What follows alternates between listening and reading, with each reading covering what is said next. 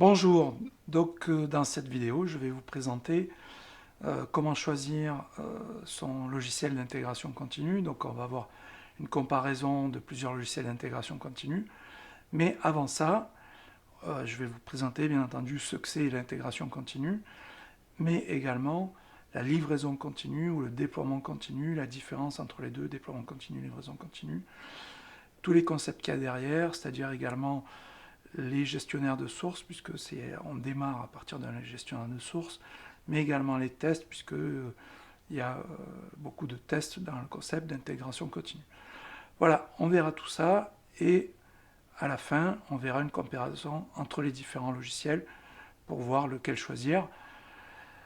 Par contre, la démo qu'initialement j'avais prévue dans cette présentation se fera dans une autre vidéo, parce que là, ça faisait vraiment trop long. Là déjà, on est déjà très très long. Allez, on part de suite sur la présentation de tout ça.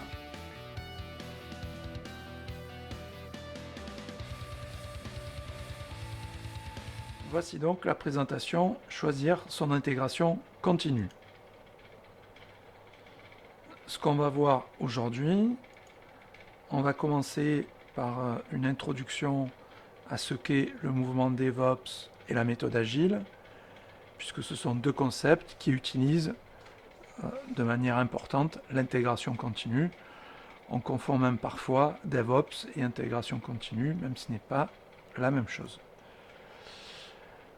On continuera donc avec la définition de l'intégration continue et on verra ensuite la gestion du code source, centralisé ou décentralisé, puisque c'est la première étape de l'intégration continue, de gérer son code source avec un gestionnaire de code source.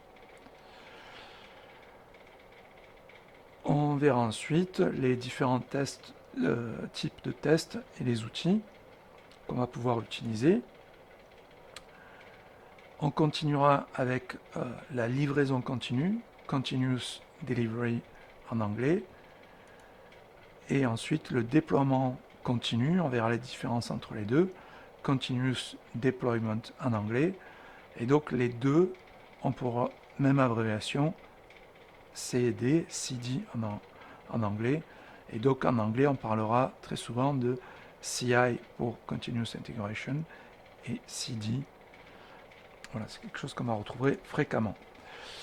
Et on terminera avec donc la comparaison de différents logiciels serveurs d'intégration continue.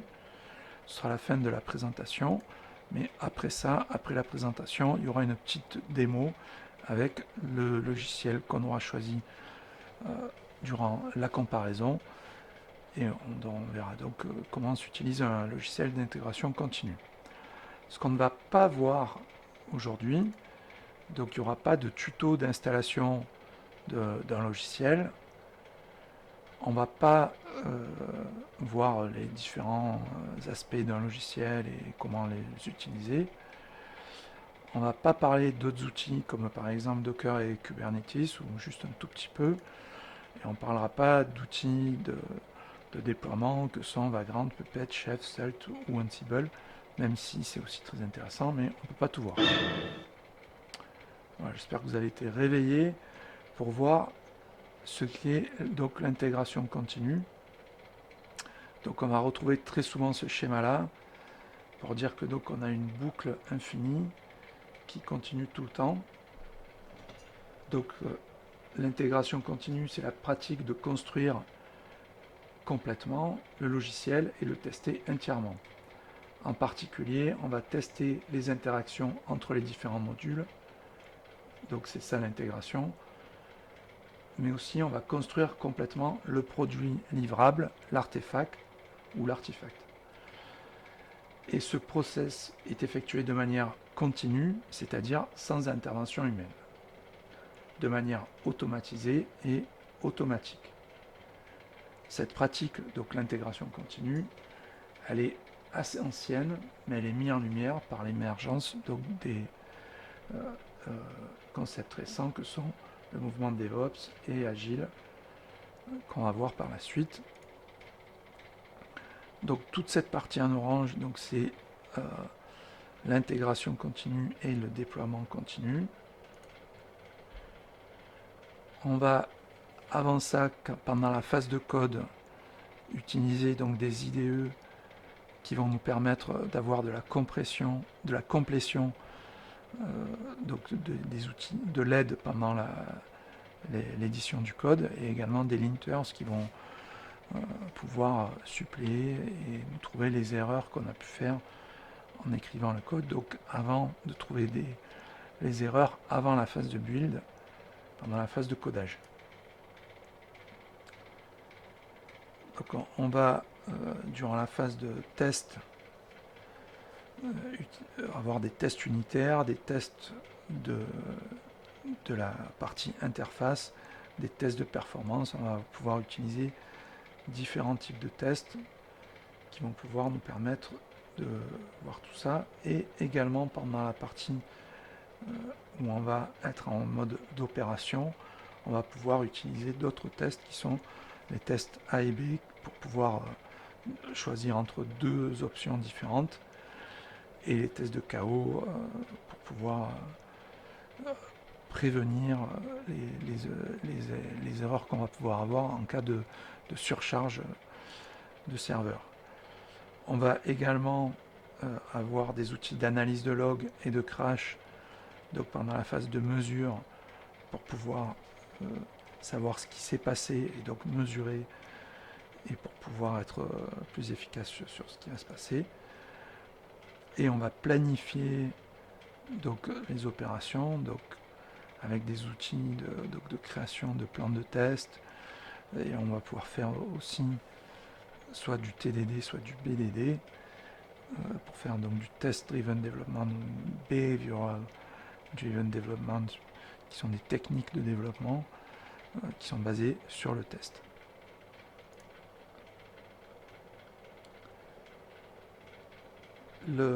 Comme je le disais, l'intégration continue, c'est un concept ancien. Dans les années 60 déjà, IBM utilisait de l'intégration continue, puisqu'il faisait un build pour l'OS 360 4 fois par jour, donc très fréquemment. Ça prend ses origines dans l'XP, l'Extreme Programming. Et donc en 1989, le trio Kaiser, Perry et Shell, avec le projet Infuse, avait déjà de l'intégration continue. En 1994, Grady Bush utilise le nom intégration continue dans la publication Object Oriented Analysis and Design with Applications. Et en 1997, Kent et Jeffries qui invente donc l'extreme programming avec le CI dans le projet Chrysler Comprehensive Compensation Systems. Juste un dernier point, il n'y a pas de langage spécifique pour la programmation continue. Si effectivement initialement c'était à travers des projets Java et C++ qu'on retrouvait principalement l'intégration continue, actuellement on l'utilise également pour des projets PHP, mais bien entendu beaucoup dans les projets JavaScript et TypeScript, ainsi que des projets Python, Rails, Go et encore d'autres langages. Donc voilà, on retrouve maintenant ce concept-là dans tous les langages.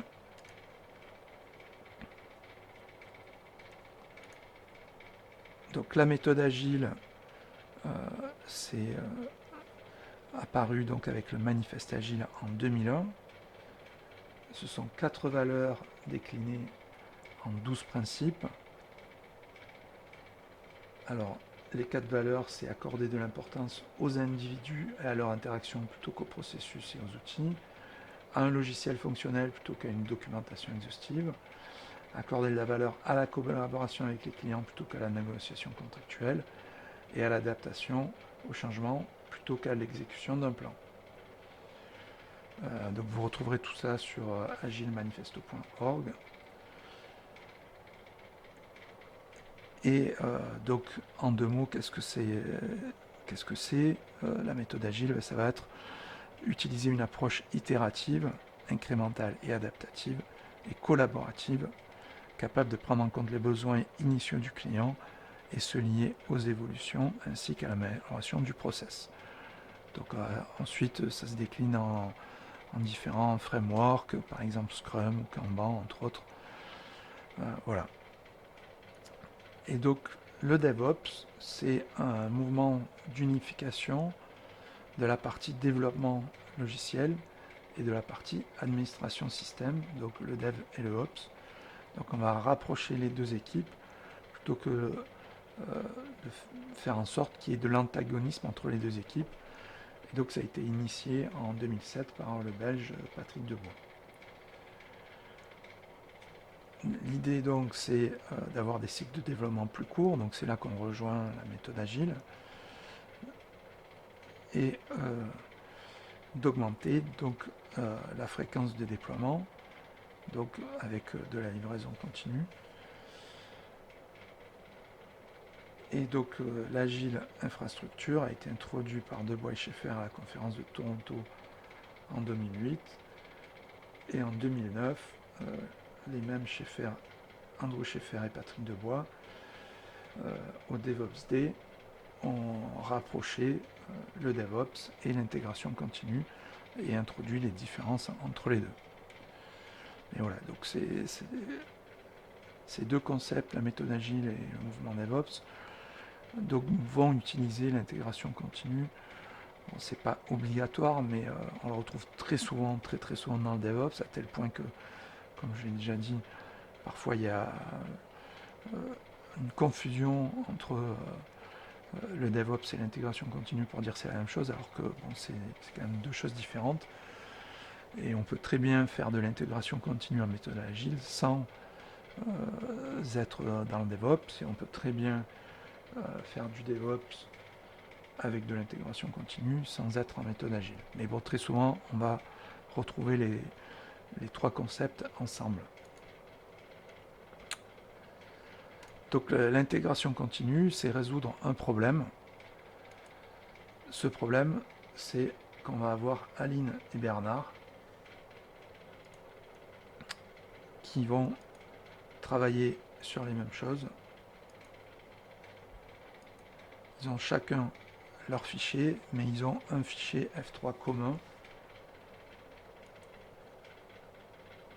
Et Aline l'a modifié et Bernard l'a modifié. Aline, elle va modifier la première ligne. Elle va rajouter encore des éléments. Bernard va supprimer des choses. Et au final, quand on va vouloir rapprocher les deux, eh ben, ça marche plus. Et donc on va arriver dans ce qu'on appelle en anglais l'integration hell ou le merge hell, parce que tout simplement c'est pas possible de réconcilier les deux, puisque Aline elle a fait des modifications sur une ligne que Bernard a modifiée, Aline a modifié toute une ligne et Bernard a modifié la fin de la ligne, donc les deux ça ne va pas pouvoir cohabiter, et donc il va falloir s'asseoir ensemble et regarder qu'est-ce qu'on fait, on garde ta ligne, on garde ma ligne, voilà, qu'est-ce qu'on fait à ce moment-là. Et pour faire ça, le problème c'est que si on fait ça quand on a passé beaucoup de temps, si on fait ça au bout d'un mois, qu'on a développé chacun dans son coin et qu'on revient là-dessus, c'est là où ça devient véritablement l'enfer, parce qu'on va plus se souvenir de pourquoi on a modifié ça, qu'est-ce qui s'est passé, on va avoir énormément de choses à réconcilier et qui vont être faites des deux côtés et qui vont être en conflit. Et donc ça va être là le véritable problème. Tandis que si on fait régulièrement cette réconciliation-là, on va arriver à quelque chose de plus facile à arranger, parce que le but c'est de pouvoir faire ça très fréquemment, de telle sorte que, ah ben oui, je m'en souviens, c'est quelque chose que j'ai fait aujourd'hui, oui, j'ai fait ça, toi tu as fait ci. Bon, on va pouvoir, si c'est très rapproché, on va s'en souvenir, c'est frais, et on va pouvoir travailler ensemble et décider de ce qu'on fait.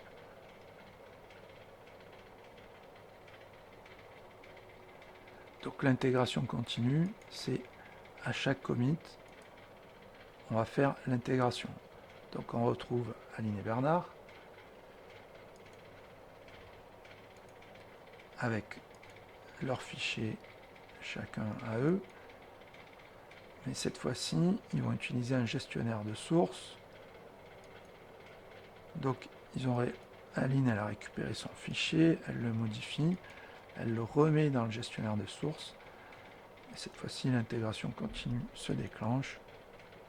Mais là, il n'y a rien à dire, puisqu'elle est toute seule. Là, Bernard, lui, il va récupérer le fichier, il va supprimer des éléments qu'avait modifié Aline, et on va refaire un coup d'intégration continue. Et là, du coup, comme il y a l'intégration continue, s'il supprime une ligne et que cette ligne, Aline l'a mise dans des tests et qu'elle utilise cette fonction-là qui est définie dans ces tests, de suite, on va s'apercevoir que ça casse parce qu'on a des tests. Et donc, automatiquement, comme les tests sont cassés, l'intégration continue, elle va envoyer un mail à Aline et à Bernard. Ils vont être au courant tous les deux que les modifications de Bernard ont cassé les tests de l'intégration continue, que donc il y a potentiellement des conflits, et donc ils vont voir ensemble comment on va résoudre les conflits, puisque c'est la modification de Bernard qui casse les tests de Aline. Et donc c'est à eux deux qui vont prendre la décision de ce qu'on va faire. Et donc on va potentiellement, par exemple, corriger, apporter des modifications sur la ligne pour pouvoir remettre dans le gestionnaire de source, relancer l'intégration continue. Et tout se passe bien. Et du coup, Aline, elle va récupérer les modifications. Elle va en ajouter d'autres. Et là, du coup, il n'y a plus de merge L. Donc, tout va bien. On est cool. Et donc, on fait apparaître que, en fait, quand on a une situation problématique, il ne faut pas la déporter comme on faisait avant au bout d'un mois et essayer de faire la réconciliation. La solution, c'est de la reproduire souvent, comme ça on va la faire disparaître très rapidement. Si on fait une intégration continue, donc là, c'est-à-dire que c'est immédiat, dès que Bernard va committer, hop, on voit qu'il y a un souci, on va pouvoir de suite, Bernard, il sait de suite ce qu'il vient de modifier, il s'en souvient. Aline, elle va pouvoir voir avec lui la modification, comment on peut faire passer ses tests et voir arriver de suite à une solution.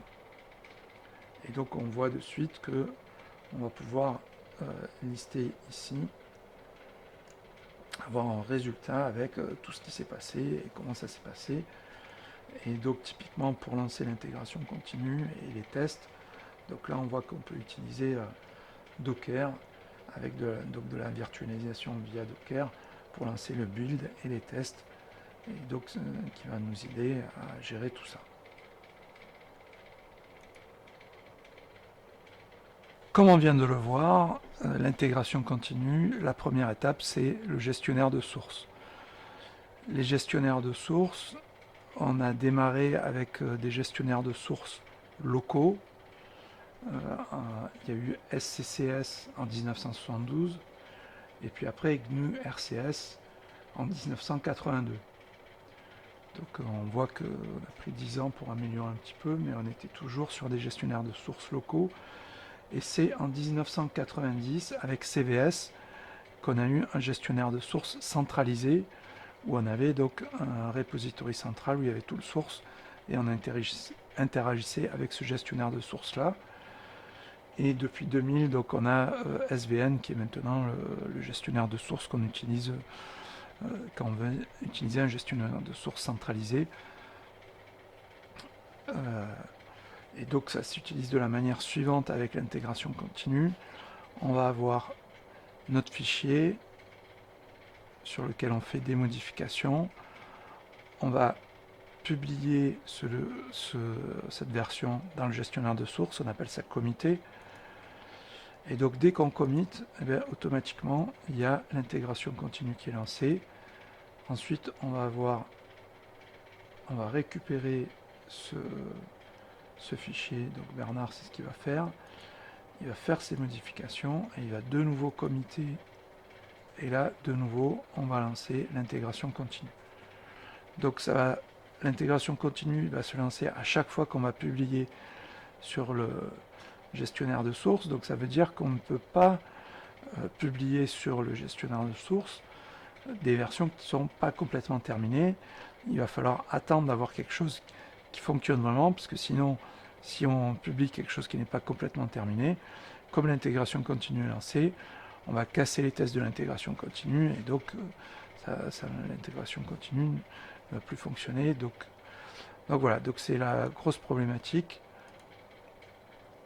avec les gestionnaires de source. Et donc on voit qu'on va continuer comme ça à chaque fois. On va lancer les différentes étapes. Les gestionnaires de sources décentralisés, donc il y en a 3 principaux que sont Git, Mercurial et Bazaar. Mercurial, l'abréviation c'est AG pour l'élément Mercure qui est Mercurial en anglais. Et donc les 3 ont été créés en 2005. Bazaar qui est sponsorisé par l'entreprise Canonical qui est à la base de Ubuntu est le premier à sortir une version en mars 2005. Et juste après, il y a Mercurial qui a livré une première version quelques jours après que Linus Torvalds ait commencé le développement de Git. Donc on voit que Git est celui qui est arrivé en dernier. Linus Torvalds avait créé ça pour gérer le développement de Linux et remplacer le logiciel propriétaire BitKeeper. Mais au final, aujourd'hui, c'est Git qui est utilisé de manière prédominante et les deux autres sont utilisés de manière beaucoup plus à la marge. Le fonctionnement est le même pour les 3. On va avoir un repository commun, mais on va avoir aussi des repositories locaux. Et donc, Aline a son repository et Bernard a son repository. Aline a son fichier, elle fait des modifications dans son fichier, elle est publiée dans son repository local. Elle fait des deuxièmes modifications, elle est commit de nouveau dans le repository local et quand elle est prête, elle publie toutes les modifications sur le repository commun. Et là, du coup, on va avoir l'intégration continue qui est déclenchée à chaque fois qu'on publie sur le repository commun. Bernard récupère les modifications dans son repository local. Il va faire des modifications qu'il va publier en local. On commit de nouveau une autre modification en local et on publie tout ça sur le repository commun et on va lancer de nouveau l'intégration continue. Et encore une fois, Aline elle récupère les modifications, elle fait des modifications locales, elle les publie sur le repository commun et on lance à chaque fois l'intégration continue. Donc là, la différence, c'est qu'on va pouvoir committer en local nos modifications, donc autant qu'on veut, et même si c'est des choses qui sont en cours, qui ne sont pas terminées, c'est pas grave, on peut déjà les committer, donc on est sûr qu'on ne les perd pas. Et après, une fois qu'on est bon, on publie sur le repository commun. Et on peut même, si on veut, selon les stratégies mises en place, on peut avoir plusieurs repositories communs et publier sur différents repositories communs. Mais là, ça demande des stratégies un peu plus complexes. Donc justement, les stratégies, avec Subversion, la stratégie elle avait été définie dans le manuel de Subversion. On a un répertoire trunk, qui est le répertoire dans lequel on a la version principale. Et chaque fois qu'on va vouloir faire des versions dans la durée, parce qu'on va publier de manière... on va faire une version un peu longue. Et donc voilà, on va faire des feature branch. Donc on va avoir un répertoire branches dans lequel on va créer des sous-répertoires à chaque fois qu'on veut faire une version qui va s'inscrire dans la durée. Ça permet d'avoir sur le trunk la version de prod dans laquelle on va développer et on va pouvoir committer régulièrement et on va pouvoir remettre les versions de branch sur la version trunk. Et on va également avoir un répertoire tag qui va nous permettre de suivre les versions. Donc c'est la manière de travailler dans Subversion. Et là, je vous ai mis l'exemple de la doc officielle où on a des modifications qui sont faites et on va publier des versions sur une version branche ici et tout en continuant à travailler sur le truc. Pour la stratégie en version décentralisée, typiquement avec Git, on a plusieurs stratégies qui peuvent être utilisées, puisqu'on a eu plusieurs personnes qui ont voulu faire différentes stratégies. Donc en 2010, en janvier 2010, il y a Vincent Dresen qui a publié le Git Flow, qu'on voit ici, et qui est donc une stratégie qui est quand même assez complexe parce qu'on a différentes branches, on a les feature branches, les release branches, une branche develop, des hotfix, plus la branche master, tout ça donc se publie là-dedans. On a le GitHub Flow qui a été fait par GitHub pour avoir une stratégie plus simple et qui donc utilise les pull requests qui s'appelle un merge request dans GitLab et qui va nous permettre donc de pouvoir approuver des modifications et de pouvoir également gérer les donc différentes manières d'intégrer des modifications dans notre branche master.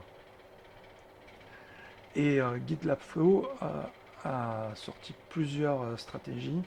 Il y a la production de branch avec une ligne master, une ligne production. Il y a l'environnement branches avec une ligne staging, une ligne production. Et là, je vous ai mis la release branches avec de la correction de bugs dans master et en cherry pick. On va intégrer les modifications dans les branches séparées pour éviter d'oublier de réintégrer les modifications dans les branches. Google et Red Hat utilisent cette stratégie en pratique upstream first. Et même Vincent Dresen, qui était à l'origine de Gitflow, indique que sa solution n'est pas forcément la solution à utiliser dans toutes les organisations, et en particulier pour un logiciel web où on a donc une seule version, et où on travaille probablement en continuous delivery, ça ne va pas être la meilleure stratégie utilisée. Par contre, pour un logiciel distribué, un logiciel client qui va être distribué en plusieurs versions dans la nature, ça peut rester une bonne solution. On a aussi la stratégie Git DMZ Flow, qui peut être une bonne stratégie. Donc voilà, il y a plein de stratégies possibles. Si ça vous intéresse, on pourra faire une autre présentation qui détaillera toutes les stratégies possibles. La base, ce qu'il faut retenir pour le gestionnaire de sources, c'est que donc, ça c'est ce que je pense, il est préférable d'utiliser un gestionnaire décentralisé à un gestionnaire centralisé comme Subversion, de préférence Git, qui est le plus répandu, donc qui sera plus facilement appréhendé par les équipes. Et ça permet d'avoir donc un repository local et d'effectuer des pull merge requests, donc selon ce qu'on utilise, ça va être soit pull request ou merge request, qui vont nous apporter une plus grande souplesse de fonctionnement. L'idée, quoi qu'on utilise, c'est de committer très souvent. Donc il faut pousser les équipes à committer régulièrement et donc de définir une norme pour utiliser les commentaires, pour avoir des commentaires utiles à chaque commit, et également d'utiliser des tags, des labels pour les versions, pour gérer les releases, et donc pour pouvoir effectuer ensuite des releases de manière automatique.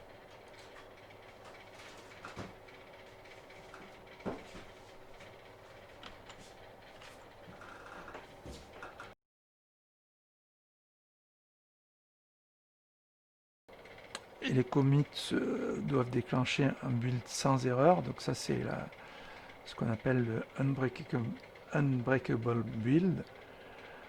Et donc ça veut dire qu'on va merger, avant de faire le commit, on va merger notre code avec le code existant pour être sûr que on va pouvoir lancer avant les tests et donc lancer que l'intégration continue se fasse sans erreur. Donc bon, là c'est les équipes qui sont à un certain niveau de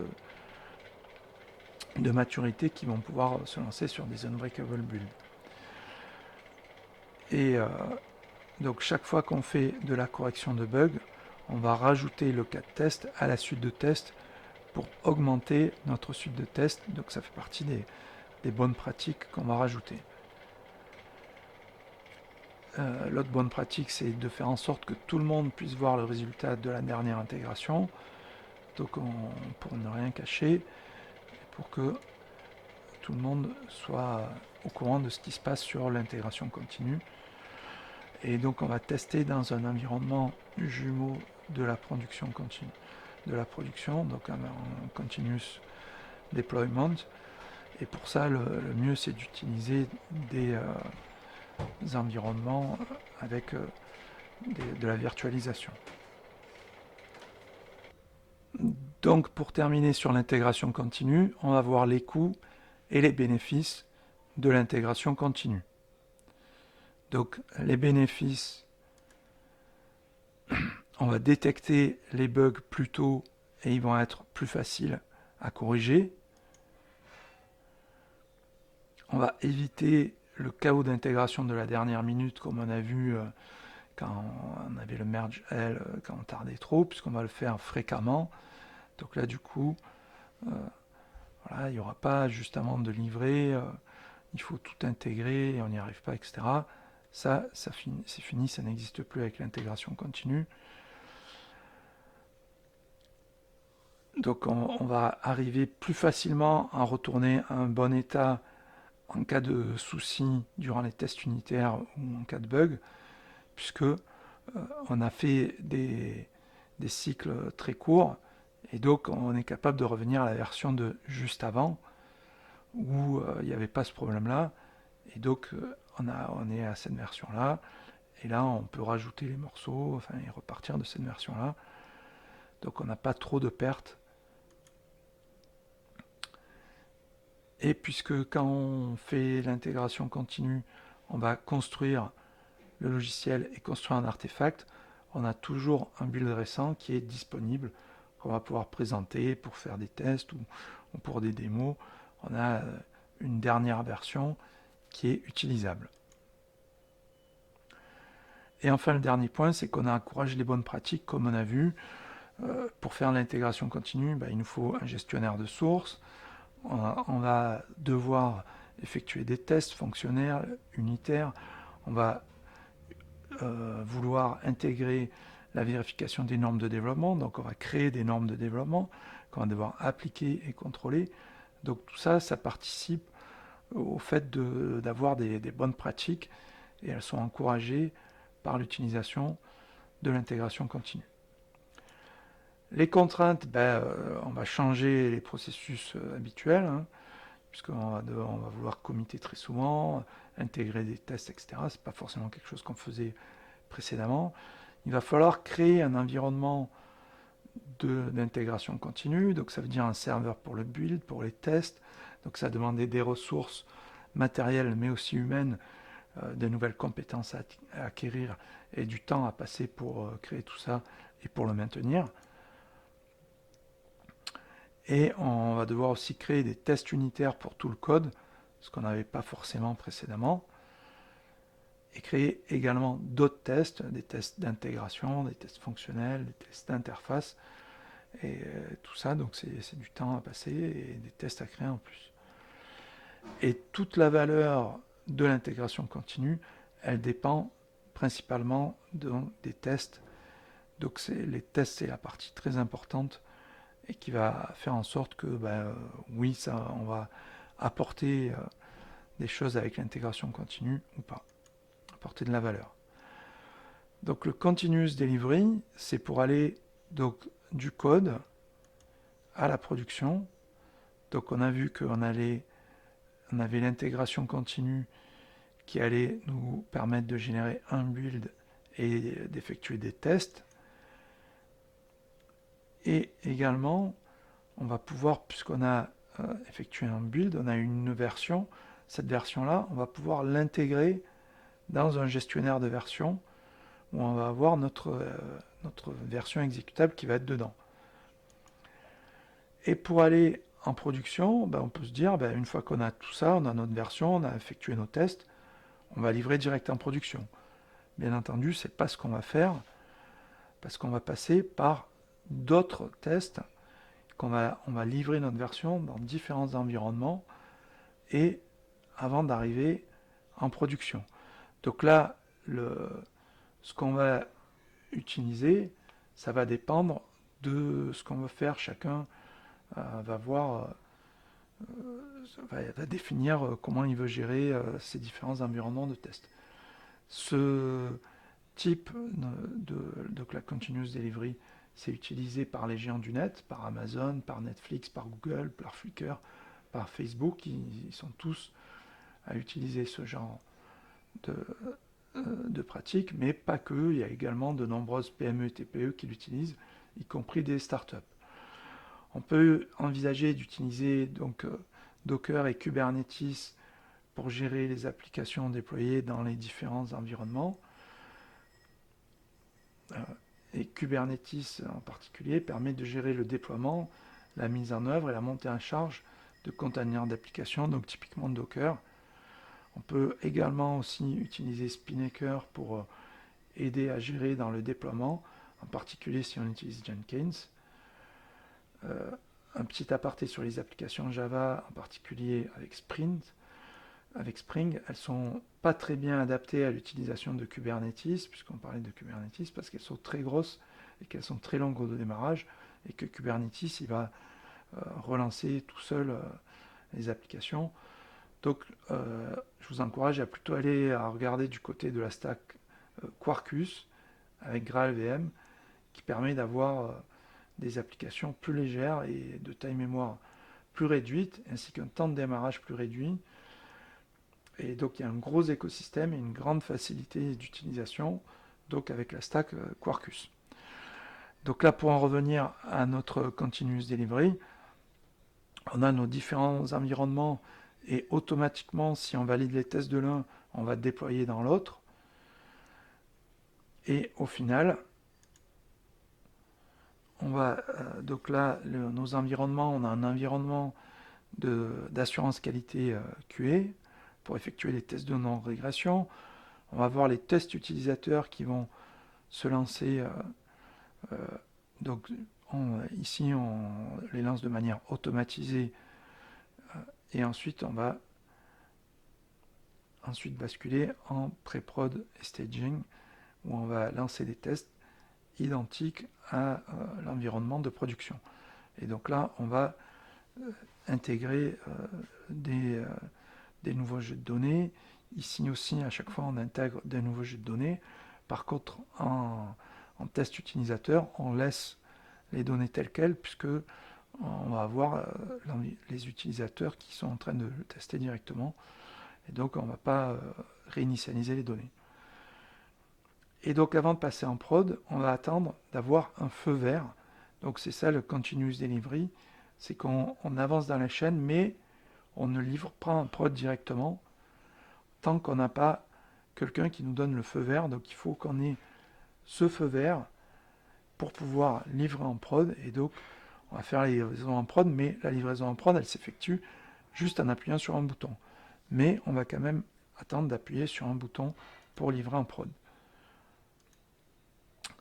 Donc la continuous delivery, les bénéfices, c'est que on a un déploiement simplifié, puisqu'on ne va plus passer des journées à préparer une version.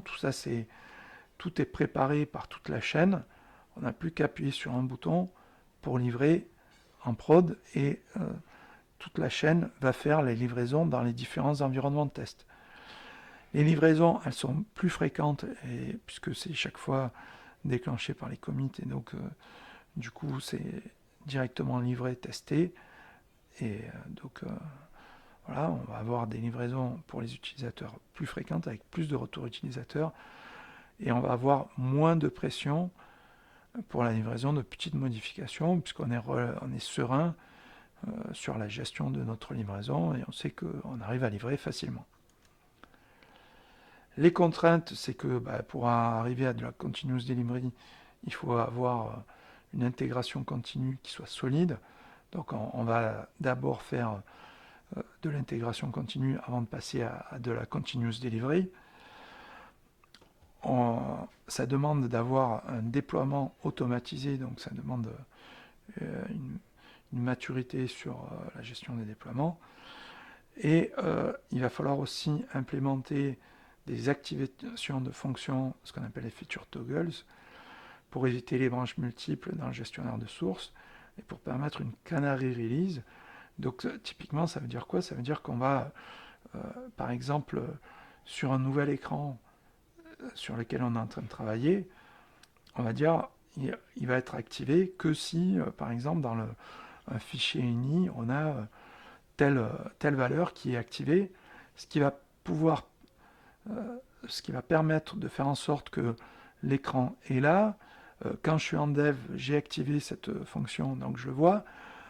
Peut-être je vais l'activer dans certains environnements de test, mais au final, quand je vais livrer, il ne sera pas activé cet écran puisqu'il n'est pas fini. Et donc du coup, on va pouvoir livrer tout en ayant un logiciel sur lequel on est en train de travailler et l'écran il n'est pas terminé. Et donc on va pouvoir committer et avoir cet écran, mais il n'est pas livré, il est livré en production, mais il n'est pas visible en production. Et donc c'est ça les feature toggles qui permettent donc les canary release. Et donc, bien entendu, tout ça, ça demande des efforts supplémentaires, mais c'est quelque chose dont on a besoin pour pouvoir faire donc du continuous delivery. Et le continuous deployment, c'est l'étape encore après, où donc on a toujours l'intégration continue avec le build et les tests, on a toujours les différents environnements dans lesquels on va passer de manière automatisée, et là, on va passer également en prod de manière automatisée. Donc on n'a plus l'appui sur un bouton pour dire on passe en prod. Ça veut dire que dès que je commit, je déclenche toute ma chaîne, et si tout est bon, tous les tests sont bons, boum, ça atterrit directement en prod. Et donc, bien entendu, ça demande une maturité supplémentaire. Donc les bénéfices, c'est qu'on va déployer encore plus rapidement en prod. Il n'y a plus de pause, on n'attend plus une validation quelconque. Boum, c'est parti directement en prod. On va avoir des nouvelles versions moins risquées et faciles à réparer, puisque dès qu'on va faire une petite modif, boum, elle va arriver en prod. Et les clients, les utilisateurs, ils vont voir un flux constant de modifications. Donc tout le temps, on va avoir des modifications qui vont arriver et une amélioration de la qualité du système constante. Par contre, les contraintes, ça veut dire qu'il faut qu'on ait une suite de qualité, de tests de qualité optimum, puisque dès qu'on va committer, on va partir en production, donc il faut être sûr de ce qu'on envoie en production. La documentation, il faut qu'elle soit sur le même rythme que le déploiement de version, puisque, encore une fois, on arrive direct en production. Et bien entendu, il faut que l'activation de fonctions, ce qu'on a vu pour le continuous delivery, c'est encore plus valable en continuous deployment, puisque là, ça part direct en production.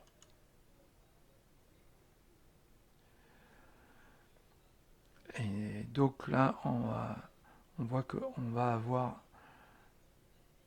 On n'est pas obligé d'aller directement au continuous deployment. On peut commencer par l'intégration continue, ensuite on va passer au continuous delivery, et ensuite on va arriver, donc si on veut, si c'est judicieux, au continuous deployment. On peut lancer plusieurs tests différents, ou les mêmes tests dans des environnements différents. Donc on peut lancer des tests sur différents OS, différents browsers, etc. Donc c'est pour ça qu'ici j'ai différents type de feu parce qu'on peut lancer ça sur différents environnements. Donc c'est là où ça devient intéressant, c'est de lancer les tests sur différents environnements avec des environnements virtualisés, différents. Donc on va avoir plusieurs chaînes d'intégration continue ou de continuous delivery par exemple. Et en cas de chaîne longue à s'exécuter, on pourra paralléliser les chaînes et donc lancer différents tests en parallèle. Et on pourra avoir des chaînes de CI qui ne s'exécutent pas à chaque commit, mais à heure fixe, par exemple une fois par jour ou par nuit, ou 2 ou 3 fois par jour. Donc si on a des chaînes longues, on va lancer une chaîne minime pour chaque commit, et par contre, la chaîne complète très longue avec tout un tas de vérifications, on la lancera que soit par exemple le soir, ou par exemple une fois le soir et une fois entre midi et 2.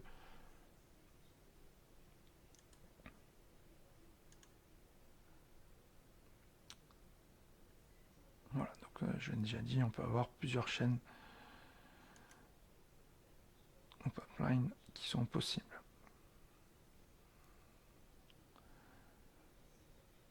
Et donc, qu'est-ce qu'on peut faire pour aller plus loin? Toujours plus de tests, donc avec le Test Driven Development et les outils Jasmine et Gauge.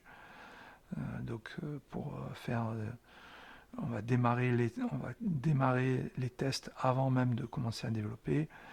Le Behavior Driven Development, c'est le niveau encore au-dessus, où on va utiliser le langage Gherkin et Cucumber pour définir ce qu'on veut faire en test, et on va pouvoir utiliser des frameworks comme JBehave ou Concordium.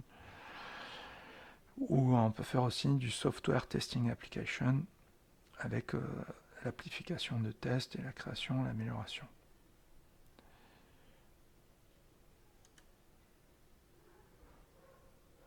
Maintenant, on va voir un exemple d'expérience. En fait, c'est un condensé de plusieurs expériences.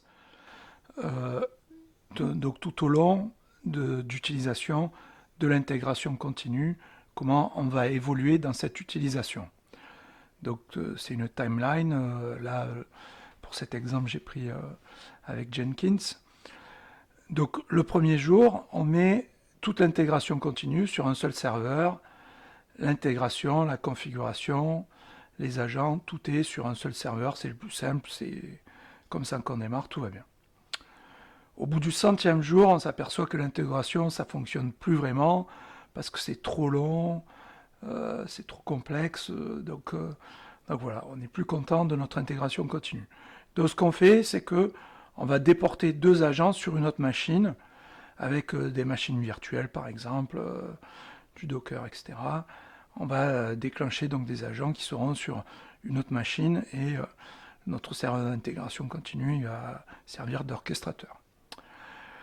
Au 150e jour, les artefacts qu'on génère, parce que bien entendu notre projet est devenu de plus en plus gros, les artefacts sont trop gros, ils remplissent tout l'espace disque, donc ça va plus, on est bloqué. Donc à ce moment-là, on va utiliser un object storage pour ne plus utiliser l'espace disque du serveur principal. On va à chaque fois enregistrer sur l'object storage. Au 300e jour, les développeurs se plaignent de la gestion des dépendances. En fait, chacun a des builds différents et qui ont besoin de différents environnements, et tout ça, ça marche pas bien. Car on est sur un seul environnement de notre serveur d'intégration continue.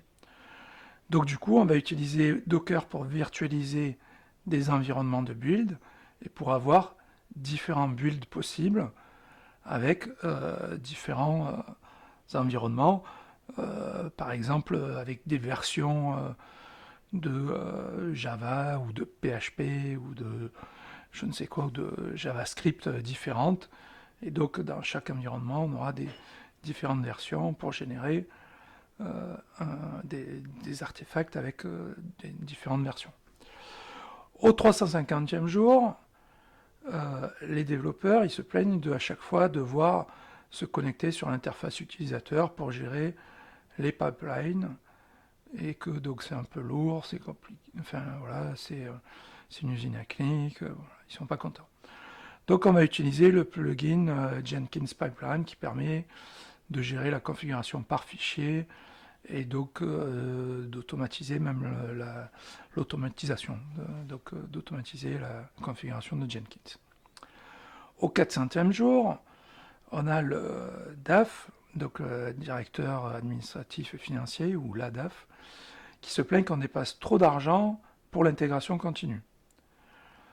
Et donc ce qu'on va faire, c'est qu'on va utiliser JCI ou Kubernetes pour provisionner des nœuds qui seront utilisés uniquement quand on en aura besoin, c'est-à-dire pendant les heures de bureau, et arrêter quand on n'en aura plus besoin. Donc on ne va pas avoir notre serveur et les agents qui sont tout le temps en fonctionnement, ils vont fonctionner que quand potentiellement il y a quelqu'un qui va compiler.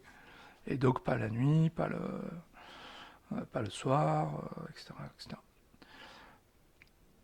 Au 450e jour, chaque projet veut une configuration spéciale de Jenkins parce que chacun a des besoins différents au niveau projet, et puis du coup, un seul Jenkins configuré de manière identique pour tout le monde, ça va pas. Il y en a qui vont vouloir des plugins spécifiques que d'autres ne vont pas vouloir, mais ils vont en vouloir d'autres. Et donc du coup, on va utiliser Helm pour installer Jenkins et pour que chaque équipe définisse ses besoins directement dans le code. Donc voilà, donc ça c'est juste un exemple de comment peut évoluer votre utilisation de l'intégration continue. Là c'est avec Jenkins, mais c'est avec tous pareil. Tout ça pour dire que au fur et à mesure de votre utilisation, vous allez changer des choses selon ce que vous avez besoin. C'est pas hop, j'ai installé l'intégration continue et après j'y touche plus jamais. Non, on va, comme pour tout, constamment aller la modifier et la configurer pour nos besoins et éventuellement l'améliorer. Donc en conclusion, pour l'intégration continue et le déploiement continu, ce que je dirais c'est que il faut commencer petit et grandir par étapes.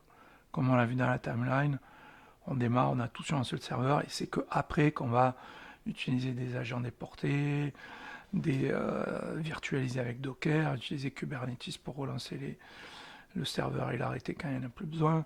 Voilà, on ne fait pas ça d'entrée de jeu, ça se fait petit à petit au fur et à mesure de l'utilisation et de la maturité également qu'on acquiert sur l'outil, quel que soit l'outil d'ailleurs. Donc on commence avec un projet pilote. D'abord on fait juste un build et des tests d'intégration continue. Et puis après on rajoute les étapes dans le pipeline. Comme on a vu, on va rajouter des validations ou des choses plus techniques comme on a parlé. Rajouter de la virtualisation, etc. Et enfin, après, on va généraliser sur tous les projets.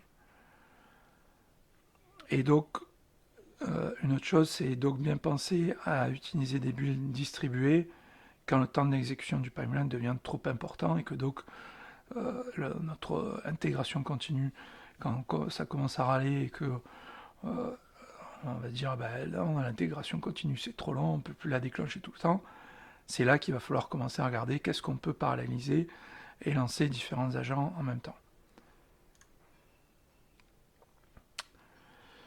Il n'y a pas une seule manière d'utiliser l'intégration continue et il n'y a pas une seule bonne manière d'utiliser l'intégration continue. C'est chacun qui va l'utiliser différemment selon les projets, selon les environnements, selon votre SI, selon vos besoins. Vous allez créer votre propre intégration continue et livraison continue. Et là, enfin, je dirais que l'intérêt de l'intégration continue et de la livraison continue, c'est qu'on va se concentrer sur le code, et donc sur coder, et non plus sur mais comment je fais pour livrer, est-ce que je vais pouvoir livrer, mais est-ce qu'on va pouvoir rassembler le code de un tel avec tel autre, ou merger les deux projets, etc. Tout ça maintenant, comme on a l'habitude de le faire tout le temps, c'est plus un problème. Et maintenant, donc, on code, on corrige des bugs, on teste. Et donc, voilà, il faut toujours tester, mais voilà, ça se passe bien. Donc, on arrive sur le choix des outils d'intégration continue. Et donc, en préambule, il va falloir se poser deux questions. Est-ce que je veux être hébergé en interne ou en SaaS? Puisque là, du coup, on va voir que on ne va pas utiliser les mêmes outils forcément. Et donc, c'est une question importante. Et bon, ça dépend de vos besoins et de comment vous voulez travailler. Personnellement, je préfère une utilisation en interne, avec un outil hébergé en interne qu'on va pouvoir mieux gérer et customiser à nos besoins.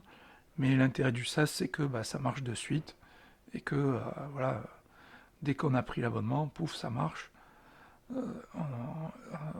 Voilà, tout est configuré, tout fonctionne. Et la deuxième question, c'est propriétaire ou open source. Bon, c'est un petit peu lié avec la première parce que souvent, enfin pas toujours, mais souvent quand on est hébergé en interne, on va prendre des outils open source, même si on peut prendre un outil propriétaire. Et souvent les produits en SaaS, ça va être du propriétaire et pas de l'open source. Mais donc ça aussi, ça va dépendre de vous, de ce que vous voulez faire et de comment vous voyez les choses, mais aussi de si vous allez vouloir éventuellement, par exemple, rajouter des plugins, développer vos propres plugins. À ce moment-là, il vaudra mieux partir sur un outil propriétaire et de préférence hébergé en interne. Donc quels sont les outils qu'on va voir? Les anciens, je les évoque maintenant, mais on ne va pas en parler. Cruise Control, qui est donc l'ancêtre. Hudson, qui est l'ancêtre de Jenkins, qui est devenu Hudson est devenu Jenkins suite à un conflit de l'auteur avec la fondation qui l'hébergeait. Apache Continuum, bon, j'évoque le nom, mais il a été abandonné en 2016, donc voilà. Ce dont je vais pas plus parler que ça, enfin je les évoque juste maintenant, mais pas plus, parce que j'ai pas trop d'expérience dessus ni de retour, mais a priori c'est des bons produits aussi. TreeOrder, qui est l'outil de Mozilla qui est pas mal. Team Foundation Server de Microsoft, avec les problématiques de Microsoft, c'est-à-dire que c'est très lié à l'écosystème Microsoft. TeamCity de JetBrains, que beaucoup de gens aiment bien, de même que CodeShip. Et CloudBuild, qui a la particularité de pouvoir travailler avec d'autres outils, et entre autres avec Jenkins ou avec GitLab. Donc c'est pas forcément un outil qu'on va utiliser tout seul. La comparaison qu'on va faire aujourd'hui, elle va être entre CircleCI, TravisCI, Bitbucket avec Bamboo, puisqu'il faut les deux pour avoir une solution complète, Jenkins et GitLab. Alors CircleCI, l'avantage c'est que c'est du SaaS, donc un démarrage rapide. Il y a un plan gratuit pour les projets d'entreprise, donc vous pouvez démarrer gratuitement avec un petit peu de limitation, mais vous pouvez démarrer sans rien payer et donc voir tester en vrai. C'est léger et configurable en YAML, donc c'est assez sympa à utiliser. Et ça s'exécute sur ses propres serveurs puisque c'est un SaaS, donc ça c'est tout bénéfice. Les inconvénients, c'est qu'il n'y a pas de macOS si vous avez besoin de faire des builds sur macOS et qu'il n'y a que deux versions d'Ubuntu à ce jour, la 12.04 et la 14.04. Le support des langages est un petit peu restreint, mais bon, il y en a quand même pas mal, puisqu'on a quand même du Go, du Haskell, du Java, du PHP, du Python, du Ruby, du Rails et du Scala. Et pour faire de la customisation, il va falloir utiliser un logiciel tierce. Et donc, pour moi, je considère que ça, c'est aussi un inconvénient. Donc, c'est pour ça que je le liste également en inconvénient. TravisCI, c'est un petit peu pareil, sauf que l'avantage, c'est qu'il a une build matrix bien sympa. Bon, on a toujours le démarrage rapide puisqu'on est toujours en SaaS. Un plan gratuit uniquement pour les projets open source. Il est également léger et configurable en YAML. Il s'exécute toujours sur ses propres serveurs et il fonctionne très bien avec GitHub. Donc on le retrouve souvent sur les projets GitHub qui utilisent TravisCI. Il est donc plus cher que CircleCI puisqu'il n'y a pas de vraie offre gratuite à part pour un projet open source. Il y a toujours un logiciel tierce pour la partie customisation. Et il n'y a pas de continuous delivery possible avec Travis CI, donc c'est un peu embêtant si c'est vers quoi vous voulez aller. Et l'hébergement ça s'interface uniquement avec GitHub. Bitbucket et Bamboo, qui est donc la solution de Atlassian, donc forcément ça s'intègre très bien avec Jira. C'est gratuit pour les projets open source. L'inconvénient, moi ce que je trouve un peu compliqué, après ça dépend de votre maturité avec ces produits-là, mais c'est qu'on utilise plusieurs outils différents. Donc on va utiliser Jira, Bitbucket, Bamboo, donc à chaque fois on bascule sur un autre outil qu'il faut connaître, qu'il faut appréhender, qui est dans le même écosystème mais qui est un produit différent. Donc voilà. Et ensuite, bon, y a l'autre problème, c'est la gouvernance d'Atlassian, puisque c'est un produit en SaaS qui est géré par Atlassian, que je trouve un peu étrange, parce que par exemple, Mercurial, était le gestionnaire de source qui avait été choisi au démarrage de Bitbucket. Après, ils ont choisi de rajouter Git suite à la pression, puisque tout le monde utilisait Git. Et du coup, maintenant, ils ont abandonné Mercurial. Donc, on part sur un truc, après, ils l'arrêtent. Donc là, voilà, on ne sait pas trop où ils vont aller, comment ils continuent. Voilà, enfin, voilà, moi, je trouve que la gouvernance d'Atlassian est un peu complexe. Il n'y a pas d'outil de monitoring, il n'y a pas de configuration par code. Et donc, bon, ben voilà, c'est du SaaS, donc toujours un peu un problème. Jenkins, donc c'est un des produits phares, si ce n'est le produit phare pour faire de l'intégration continue, de la livraison continue. Les avantages, bah, c'est forcément en premier lieu son prix, puisque c'est un logiciel libre, donc vous l'installez autant de fois que vous voulez gratuitement. La customisation se fait à l'aide de très nombreux plugins, donc il y a des plugins pour un peu tout ce qu'on veut. Donc c'est un bon point, mais on va voir que ça peut être aussi un inconvénient. On a un accès complet au logiciel puisque c'est un logiciel open source. Il y a une communauté qui est très active puisque c'est un produit qui existe depuis très longtemps. Je disais que anciennement c'était Hudson. Et voilà, donc il y a une bonne maturité avec une communauté très importante qui l'utilise et qui développe donc tout un tas de choses et notamment des plugins. Il fonctionne sur la JVM, donc sur Linux, sur Windows, sur Mac, et il s'intègre avec de très nombreux autres logiciels, y compris les formes logicielles comme Tulip, et donc il y a des plugins pour tout ça. L'inconvénient, bah, c'est qu'il faut donc l'héberger soi-même, donc ça veut dire qu'il faut des dépenses matérielles, il va falloir trouver un serveur pour l'héberger, et il faut que ce soit en matériel ou en virtuel, mais bon, voilà, il va falloir quand même l'héberger quelque part. Et il faut des ressources humaines, donc ça veut dire qu'il va falloir monter en compétence sur Jenkins, comment on l'héberge, comment on le maintient, comment on le configure, etc. Et donc, comme je viens de le dire, il faut des compétences pour gérer toute la configuration et la customisation. Et la courbe d'apprentissage, elle est assez élevée. Au départ, c'est un peu compliqué de faire tout ce qu'on va vouloir faire avec Jenkins. Voilà, c'est pas si simple au début. L'interface, elle est un petit peu datée, mais récemment, ils ont fait un effort avec le thème Evolution, et donc c'est déjà mieux. Et donc l'inconvénient, c'est les plugins. Comme je disais, voilà, il y a de nombreux plugins, et ils sont pas tous, ils sont majoritairement gérés par la communauté, et ils ne sont pas tous bien suivis. Certains, peut-être vous allez l'utiliser, puis vous apercevez que finalement ça fait 5 ans qu'il n'a pas été mis à jour et qu'il n'est pas compatible avec la dernière version de Jenkins que vous voulez utiliser. Donc c'est un peu un problème. Il faut tout le temps suivre les plugins, où ils en sont, est-ce que c'est compatible avec ce que j'ai maintenant, avec ce vers quoi je veux aller. Donc ça peut être un peu avec la courbe d'apprentissage, je pense que c'est un peu la plus grosse problématique de Jenkins, la gestion des plugins. Pour finir sur Jenkins, donc si vous utilisez Jenkins, je vous encourage à regarder la vidéo de Jenkins sur Google Cloud qui va vous montrer comment améliorer votre utilisation de Jenkins et accélérer les builds, en particulier en utilisant Kubernetes. Donc là maintenant on va voir comment ce que va nous apporter Spinnaker quand on utilise Jenkins. Donc on revoit comment on fait pour aller du code jusqu'à la production. Donc quand on est en continuous delivery ou en continuous deployment. Et donc là Jenkins va se charger de toute la partie intégration continue et Spinnaker va se charger de toute la partie déploiement, aussi bien dans les environnements locaux que jusqu'en prod si besoin.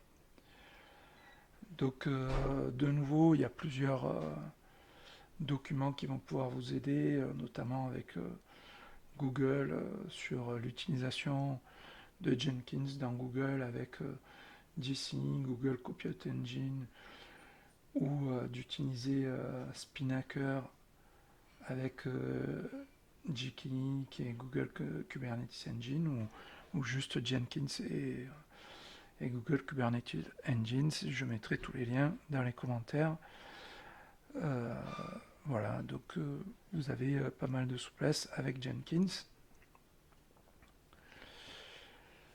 Mais mon préféré, voilà, mon outil préféré, c'est GitLab. Pourquoi? Parce que il a de nombreux avantages. C'est une forge logicielle qui est très complète. Il y a bien entendu Git et l'intégration continue et la livraison continue, mais on a également un gestionnaire de wiki, un gestionnaire de bugs, une vue Kanban et des intégrations tierces avec des outils de chat par exemple. Donc pour pouvoir vraiment gérer tout votre produit, tout votre logiciel, votre développement avec un seul produit. Et ça c'est assez important parce que par exemple, si vous voulez que quand vous faites un commit dans Git, clore automatiquement un bug, eh bien avec cet outil-là, il suffit de dire close numéro tant du bug et ça va fermer automatiquement le bug. Donc ça vous libère de tout un tas de tâches et ça c'est fait automatiquement. Bien sûr, ça on peut le faire particulièrement avec Jenkins qui va s'intégrer avec d'autres outils, mais il va falloir intégrer les outils, faire la liaison, configurer tout ça. Là, c'est fait direct. Donc, c'est ça la grosse force de GitLab, c'est qu'il fait beaucoup de choses comme le feraient d'autres, et en particulier Jenkins, mais là, c'est déjà tout configuré, tout prêt. Une fois que vous l'avez installé, tout est là. Et donc, justement, l'installation, GitLab, c'est un outil libre en Community Edition, donc que vous pouvez installer en local, mais il est aussi supporté en Enterprise Edition. Et donc là, du coup, on va le retrouver dans le cloud, sur GitLab, et dans Framalab, donc c'est pas l'Enterprise Edition dans Framalab, mais c'est une installation locale qui a été faite, enfin, une installation sur les outils de Framasoft, et d'autres aussi qui ont décidé d'utiliser la forge GitLab et qui l'offre à disposition. Et donc, si je reviens sur l'entreprise édition, le fait qu'il soit en entreprise édition, qui est donc payante, qui va donc être en compétition avec d'autres outils, fait qu'ils ont fréquemment des nouvelles choses qui apparaissent dans le produit parce qu'ils sont en compétition et donc ils ne peuvent pas s'arrêter de produire des nouvelles fonctionnalités, d'améliorer les choses, etc. Donc ça aussi c'est très important, ça veut dire que c'est un outil qui est en constante évolution. Et également, il est simple d'utilisation parce qu'on a à la fois des vues graphiques par clic où on peut faire tout un tas de choses, éditer ces fichiers directement depuis une vue web comme on fait par exemple dans GitHub, mais également c'est configurable par le code avec des fichiers YAML. Voilà, donc on a vraiment, pour moi, le meilleur de tous les mondes possibles. Dans les inconvénients, parce qu'il fallait bien lister quelque chose, j'ai mis qu'il y avait moins de possibilités de plugins que Jenkins, mais en fait, bon, il y a déjà tous les plugins qu'on veut, et comme je l'ai dit précédemment, la multitude de plugins de Jenkins, ça peut devenir un inconvénient, donc voilà, pas forcément un avantage. Comme annoncé précédemment, il n'y aura pas de démo parce que la présentation dure vraiment trop longtemps, on est à plus d'une heure. Donc la démonstration sera dans une autre vidéo. Donc c'est tout pour aujourd'hui. N'hésitez pas à rajouter des commentaires si vous avez des questions. Et puis je vous dis à bientôt dans les prochaines vidéos.